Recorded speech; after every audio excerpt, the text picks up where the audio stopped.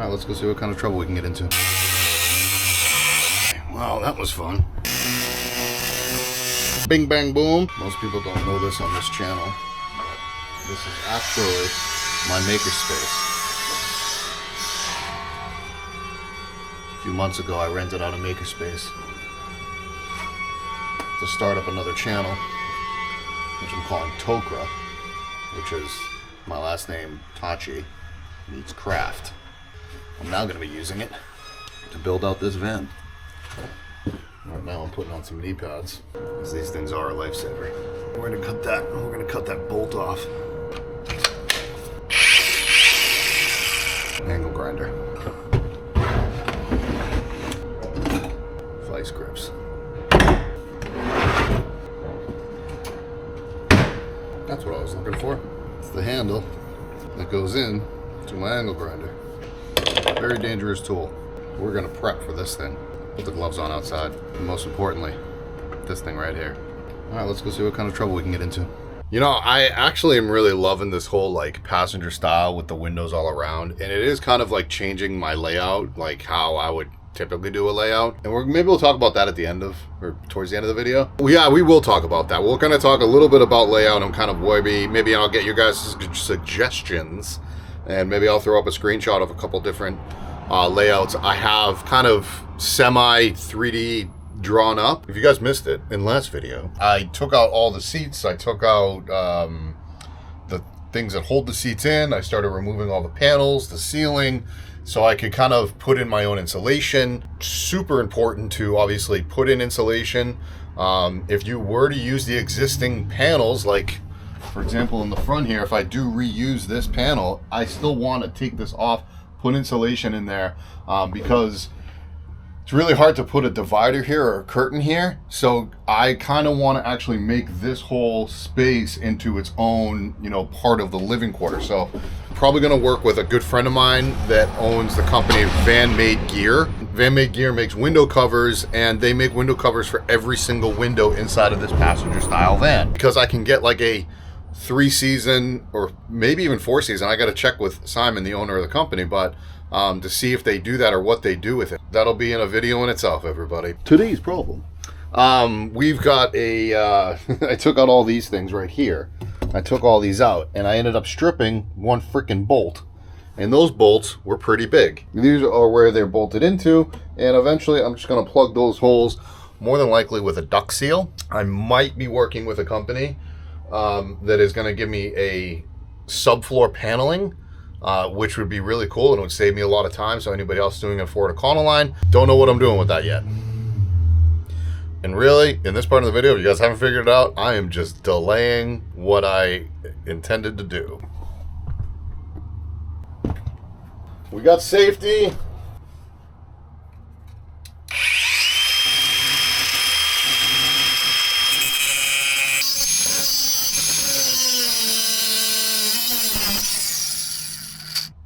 We're gonna open that door right here.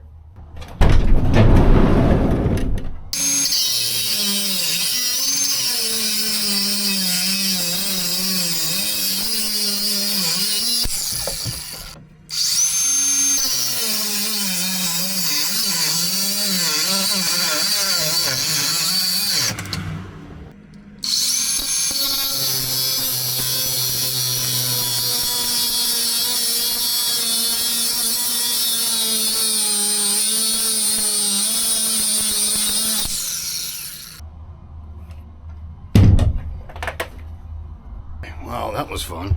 Just took off that little piece right there. Probably still hot, so I don't really want to mess with it too much. So I'm just trying to cut that bolt right off so that this thing can come off. Now it's getting a little looser, obviously. I decided to take off the guard. Obviously directs the sparks. So, but the problem is it was getting in the way from me getting underneath the bolt. So had to do it, everybody.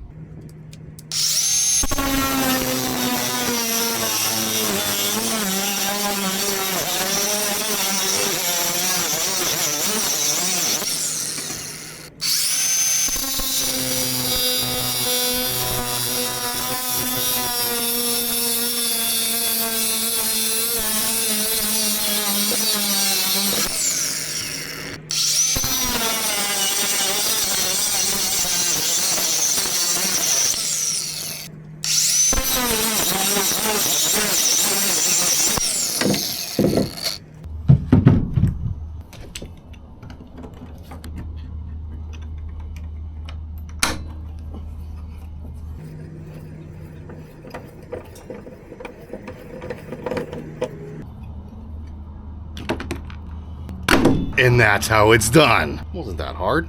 Obviously just cut the top of the bolt off. Was able to pry that up. The bolt was exposed at that point. Instead of keep on cutting and just making it flat, I just took the vice grips and was able to Loctite. Probably Loctite was on there, and that's probably why every bolt was so hard to get out. I was cutting that bolt so much, and then I put it on the mat. It actually melted the mat right there. Whoops. This thing came in handy. I went and actually registered the van, and there just so happened to be a hardware store right next door. So I bought this while I was waiting at the DMV. Yeah, about halfway through, I realized I brought my gloves out here, boom, and I didn't even wear them. So if you go back into the video, you see that I wasn't even wearing freaking gloves because I felt the freaking sparks up against my hands. You dummy. Saying that a lot. I'm gonna go back into the makerspace. I'm gonna figure out what else, if I need to do anything else, and maybe what tools I want to bring with me. You guys noticed that last video I was actually at the Nomadic Custom Shop. Yes, I love Mark dearly. However, a lot of my work's gonna be on the weekends. I will be working a lot out of that shop because he has a proper wood shop. There are times where I don't want to take advantage of our friendship. I don't want to be taking advantage of,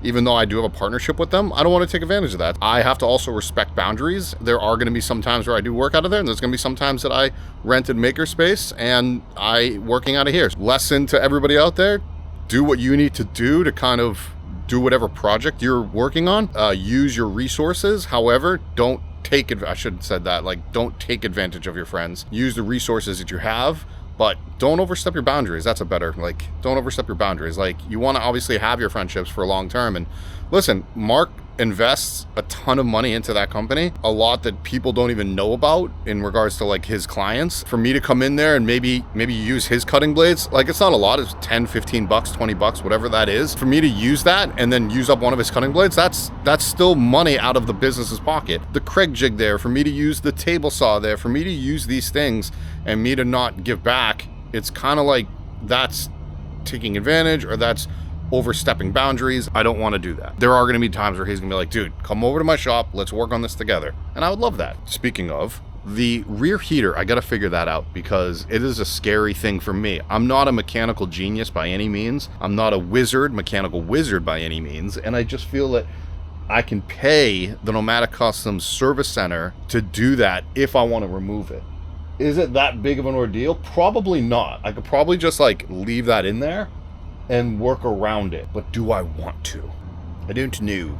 You know what? This panel has been bothering me, which is the panel on the door. So let me go in and get some tools inside my shop space, which is just, like I said, the maker space. All right, let's take these panels off because they're freaking bothering me.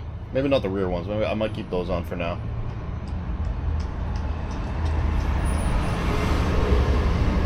Or maybe not.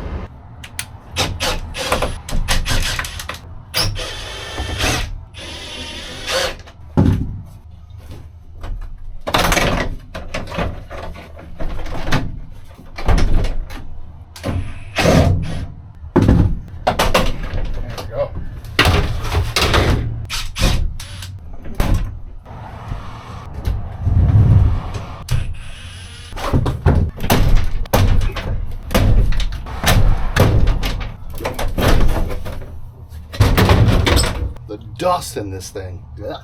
Okay, so what I might have to do, because there was a plastic trim in here, I have to see how it does when it's driving. On the other side, on this side over here, I need like a really thin set of washers because the plastic piece does allow this to kind of move still. So unless I can tighten them up, but I don't think I can. Yeah. Let's see, it's still loose. I want to stop at Home Depot anyways. I actually stop at Home Depot when I'm doing a build like this just to walk around and literally just get inspiration. So I'm going to try to make it over to the transfer station before they close so I can dump these plastic pieces, this big metal gargantuan, and let me see if I can take these rear doors off as well, because if I'm here gutting it, I might as well finish the job, right?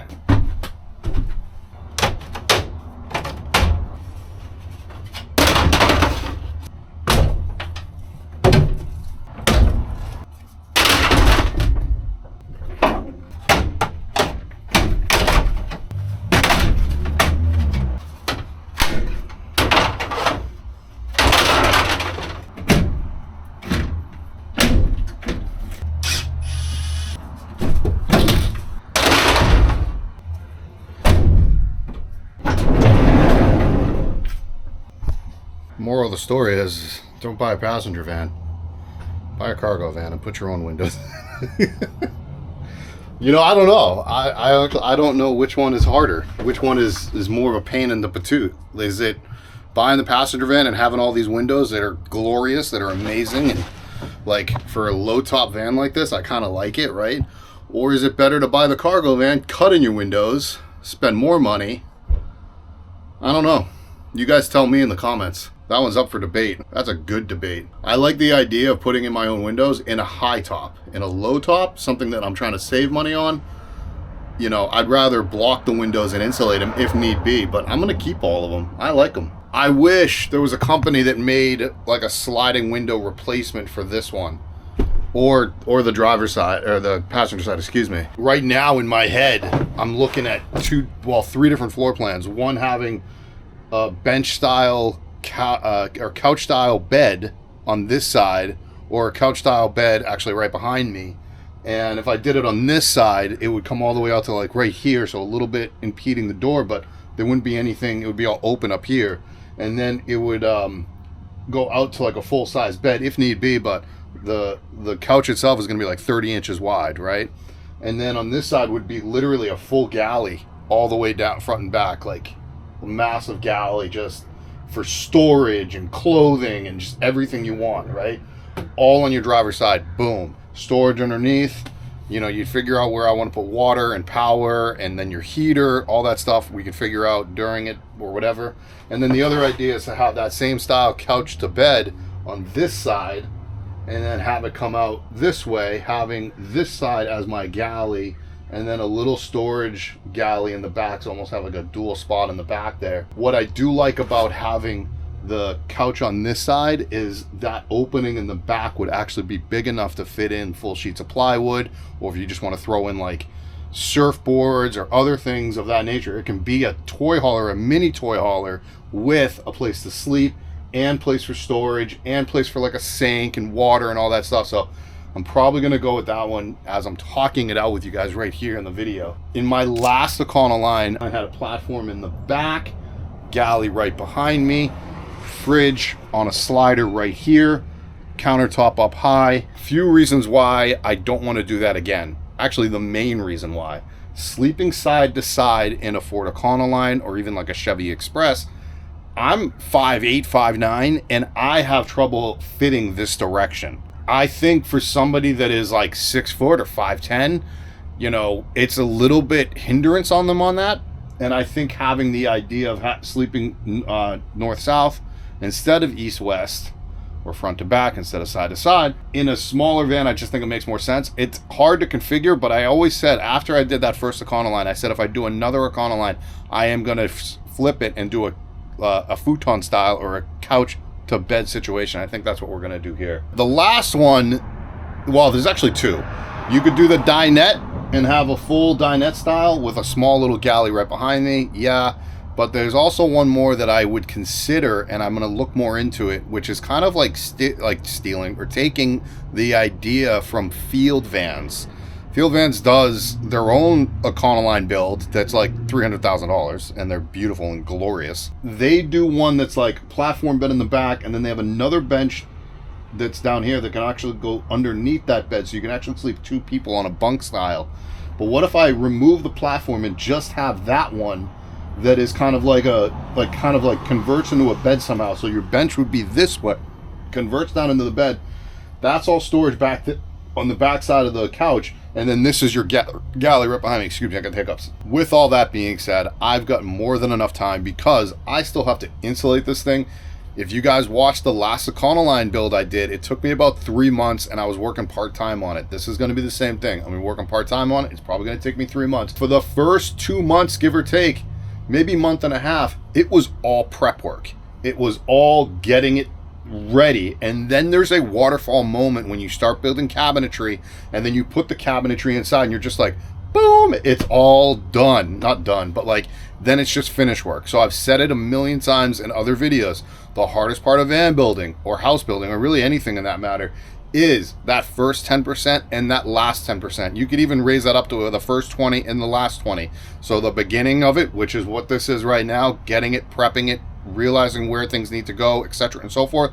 And then the finish work at the end, you are tired, you are exhausted, you are just like, I want this project to be done. And that is where you really need to focus. That is where you really need to step up your game and have all the fine little details and finishes and making it all come together and look clean and crisp. Let's take this over to the transfer station. You guys don't really need to see the transfer station. There it is, boom. I just dumped everything again. Not a big deal. I'm just leaving the big orange hardware store, construction supply store. There it is. I got a couple rolls of this. This is actually what I'll be using for some of the insulation. I did this in my last vans. I've learned this trick from a couple different builders. Duct insulation, not quack quack. DUCT, they wrap the metal in this. Now, some people may not like this, but it has a fiberglass in it, but it's a foam fiberglass. So if you touch it with your skin, it's not like airborne fiberglass that you see like Pink Panther, because this is self-adhesive, which I stick it right to the metal. The foil helps as well. It actually eliminates, or it definitely takes away from the thermal break that we, drive these vans around in. So this is really good on the ceiling or the roof or whatever you want to call it. So this will help up there. I only got 2 because, well, these are not easy to come by and they only had 2 in stock. You guys might know what this is, big gap filler. Taking home the epoxy from my makerspace because it's not temperature controlled inside the makerspace, and we're about to dip into lower temperatures. That stuff is supposed to be stored in nothing less than like 50 degrees. So I want to make sure it's stored in a proper temperature climate in my apartment. I got a couple other vlogs that I'll be doing before the next build vlog that's coming out, but I don't know where I'm going to be. I'm hopefully going to have this heater removed, and I hope to actually start the insulation process, which will then have the walls and at least flooring done. I'd probably hold off on the ceiling for a little bit, but that stuff is coming. I think I found a material or something I want to do for my ceiling. I'm going to keep this as simple and as cheap as possible for everybody. So let's see what happens and stay tuned later.